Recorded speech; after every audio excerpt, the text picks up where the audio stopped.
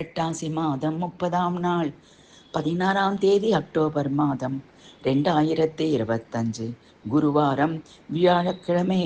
ஆதி பகவானாக விளங்கும் திரு ஆக்கூர் தான் தோன்றியப்பன் சிவபெருமானை போற்றி வணங்கிடுவோம் வாரீர். திருவாக்கூர் தான் தோன்றி மாடம். கோச்செங்கட் சோழன் தனது முற்பிறவியில் யானையினால் ஏற்பட்ட இடர் காரணமாக யானை ஏற முடியாத படிக்கட்டுகளை உடைய உயரமான தளத்தில் இறைவன் கருவறை அமைய பெற்ற கோவில்கள் 70 கட்டினான். ஆக்கூர் தான் தோன்றியப்பர் கோவிலும் அவ்வகையில் ஒரு மாட கோவிலாகும்.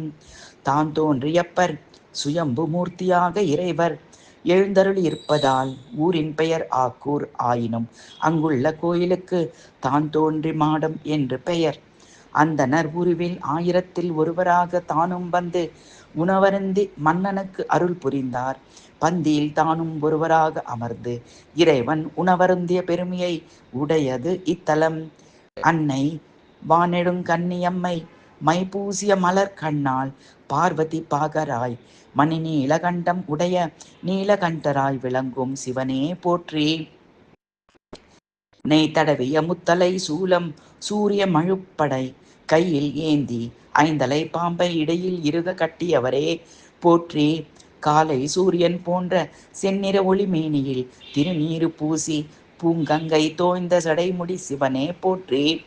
புலித்தோலை இடையில் உடுத்து சந்திரன் உலகும் விண்ணும் மண்ணுலகும் வானுலகும் எங்கும் பரந்திருப்பவரே போற்றி. வால் நெடுங்கண் செவ்வாய் மென்தோல் கொண்ட மலை மகளுக்கு இடபாகம் அளித்த உமையொரு பாகனே போற்றி.